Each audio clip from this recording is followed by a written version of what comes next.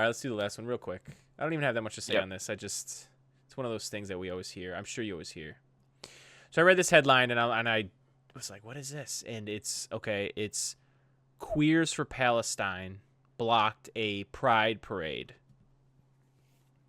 And they demanded like boycott what the is a BDS where you just like, oh, we should be boycott demonstration hall and commit to an ongoing cultural and academic boycott of Israel, which I don't know if that means because I picked this, I want to go into it just for a sec. I don't know if that means like they know that Pride Ottawa like interacts and takes money from Israel. I guess I wouldn't be that surprised knowing that they just try to pay off a lot of people for influence culturally anyways, but I would be surprised, right, that like some pride movement in a random Canadian city would have like Israel money.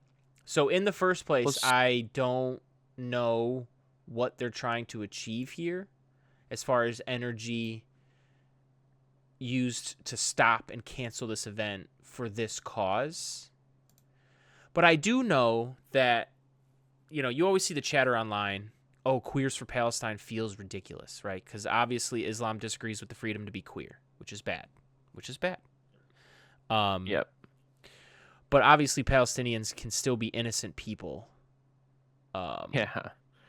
And every society has queer people, whether you want to deny the fact that they exist or not. They just do. So obviously they deserve support. So I almost feel like I read this and I wanted to have a conversation about how stuff like this is just bad faith all around. And I just feel like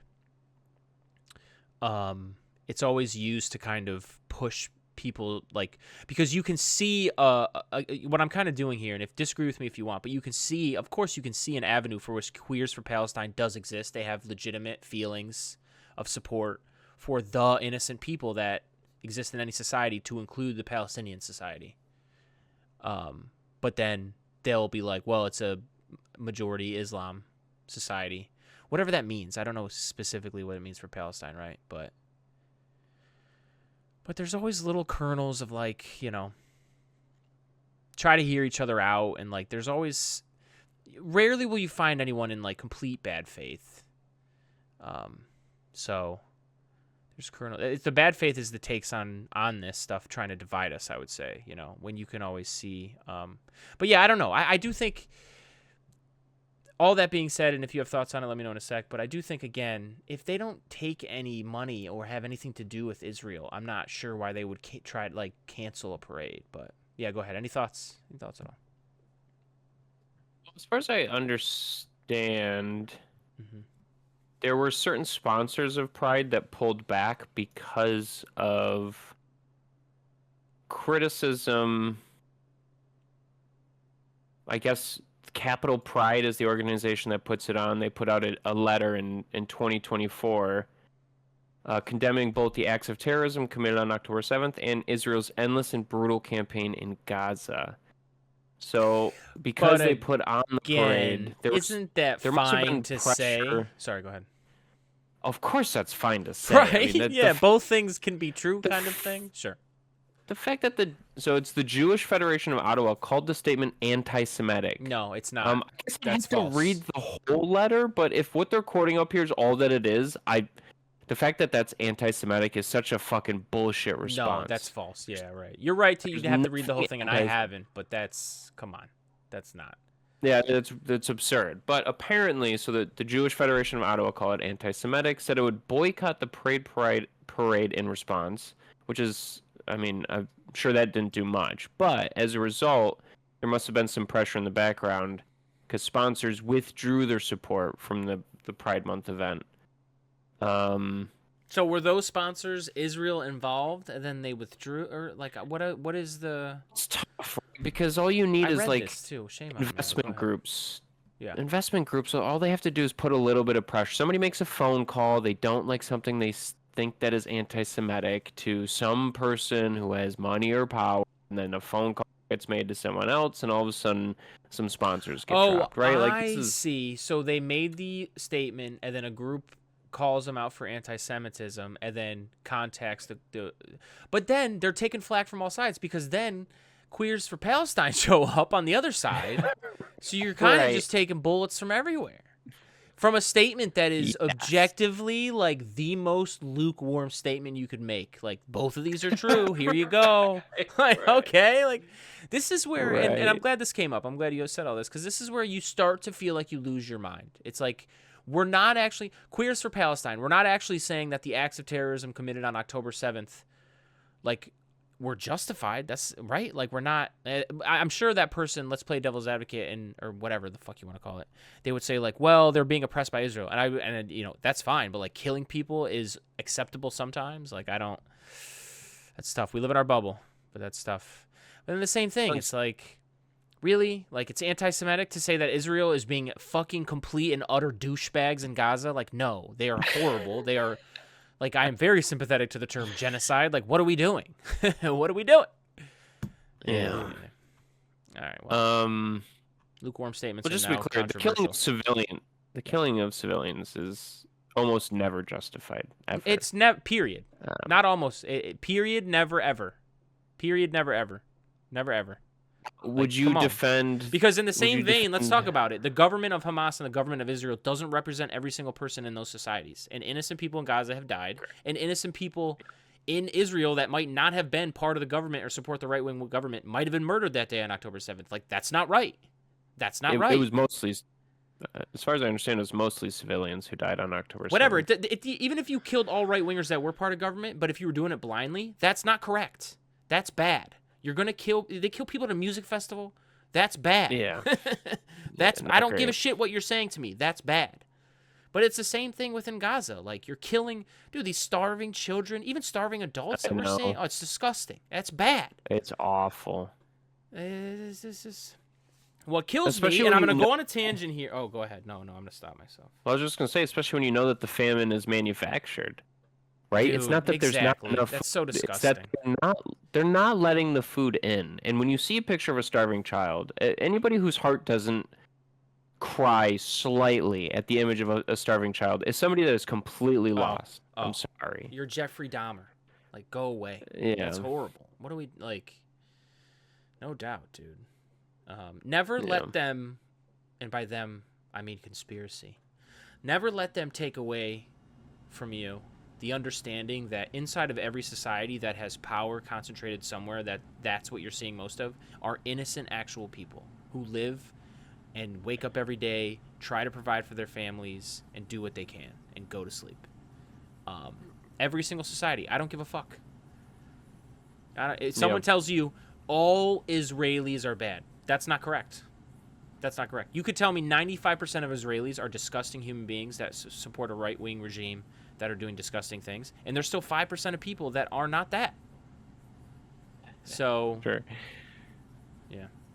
Never let them take that away. Same thing with, Palestinians. They always try to. Never let them take it away. Yeah, most people just get caught in the fucking middle of it, unfortunately. Correct. And then we also get brainwashed, so some people end up having bad opinions, and it's true, because there's so many... Dude, I see these freaking people do random interviews on the streets of Israel, and the shit that people say is horrible, dude. I don't know if you've ever seen this, but oh my fucking God, dude. I have not. Nasty brainwashed people that think that just like all Gazans are disgusting human beings that need to like, it's honestly, it's sad because they took that from you. What they took from these people is the idea that you can love other human beings unconditionally because most of them are just trying their best. Don't let them take that from you. Never let them take that from you. So, sucks to see. Same thing goes for Islamic countries, right? You get obviously like you can get a bunch of brainwashed people for whatever reason, religion mostly there, but just taking freedoms away from people, being hateful. No thanks. It is wild to see the group that was targeted during World War II that was systematically being erased. Like this, the irony of this will never be lost on me. And they're trying to do the same thing to the Palestinians. What are we, 80 years later? I know. That's crazy. I know it's happened in history before like that, but I don't know if it's been this, maybe short of a time span even. I don't know. But, I'm sure it's happened in history before where the roles flip, but It is. I mean, it just makes you realize that history truly is cyclical. It's like human society has to absolutely go to its worst excesses every now and again to remind us of the things that we shouldn't be. For some fucking reason. We can't remember these lessons that we should have learned 1,000 times already. Dude, and we have to keep experiencing it to understand why it's a bad thing to be. Let's see how much of the right-wing fever can sweep over Europe still even. It's not going away. It's like we're not done yet. Reform is highest in the polls now. We'll see, because they're an unserious group of whatever. But yeah, no. And then I see an image the other day where in one of these subreddits that you post old photos, and it's like some Swedish woman from 1975 in some town square in some Swedish town, and there's like one neo-Nazi demonstrating, and the picture is of her swinging her handbag right at his head, and it's right before it smacks his fucking head. This neo-Nazi, and I'm like, let's go, girl, go ahead, do your thing. You're doing society a service. Come on now. There you go. There's another person, that neo-Nazi. They took that away from you. The idea that you can just trust people unconditionally. They took that away from you, dude. Don't let them do it. Don't let them do it. I will say too, I feel like a lot of the attitudes among certain sects of Judaism that are just, they have zero remorse for the Palestinians and what's happening right now. All of that is sort of tied into this religious concept that A, you're God's chosen people, and that B, this land is the land that God gave to you.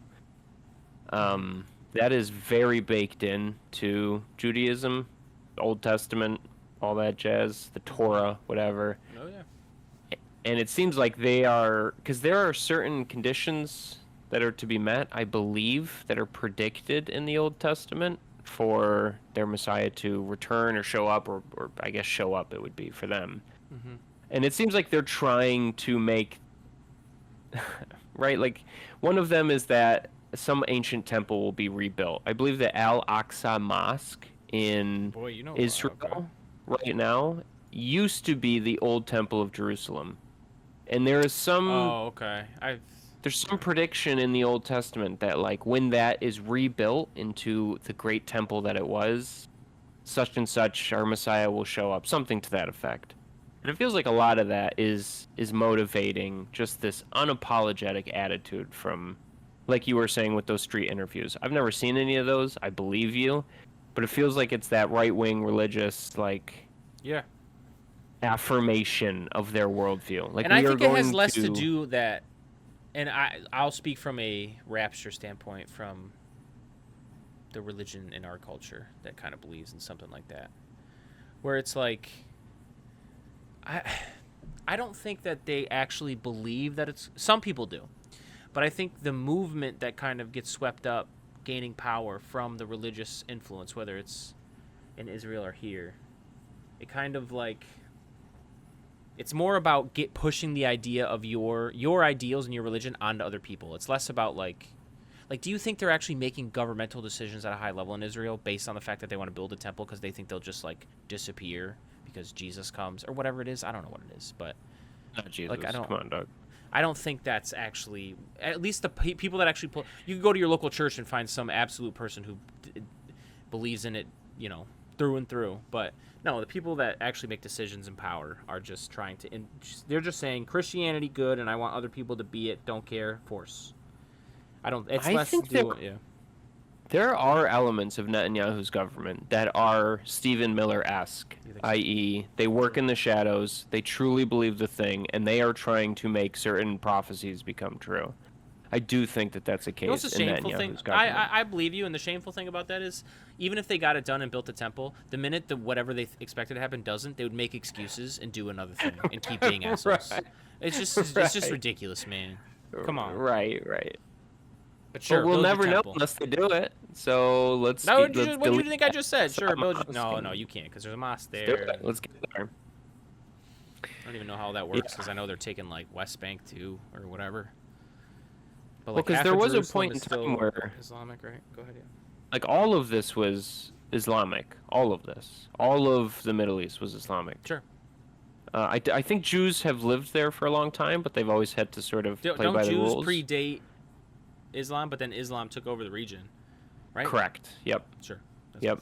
So Jews would have been the more OG group, I suppose, and they developed Judaism, obviously. And then Christianity showed up, and then Islam showed up, and then Islam just sort of took all of North Africa, like it just...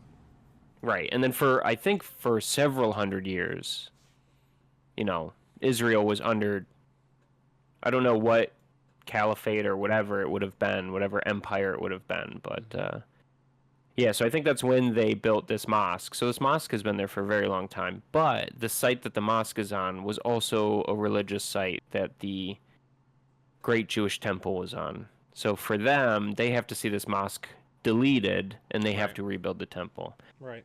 But you're right, man. If we ever get to a point where that happens, and they pop the final brick in, and they apply the mortar, and literally nothing happens, I'd love to see that day. They never make it make sense because they would keep on preaching. They would be like, "Oh, well, this will not happen now. Oh, okay." Like, telling you right now, you agree. They wouldn't just be like, "Oh, I guess none of this makes sense," and we're like, "We got to stop practicing this." No, they wouldn't do that. Just move the goalposts, baby. That's how exactly. That's how it's more about just like, I think that the way I am is pure and just, and everyone should be that way, and so you're going to be now. Too bad. Don't let them take from you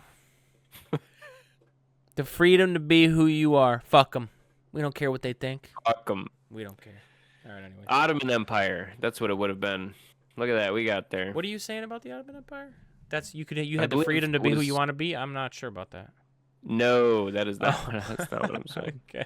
That is not what I'm saying. Oh, never mind. I was wrong. It wasn't even the Ottoman Empire. Look at that. I don't know history. Never mind, folks. But what I said was generally true. Who knows? Maybe they were gay like the Romans. Sorry? Maybe they did let you be. Well, that's only one way to be, though. You have to let all the ways. I thought it was wasn't it the Greeks that were gay, not the Romans? There's been gay in every society. We just talked about this. That's true. It's just like, what are you talking about? Ain't that the truth? Gay people exist, and they everywhere. That's what it is. And if you don't know that, then you're an idiot. Like, let's speed up your brain here.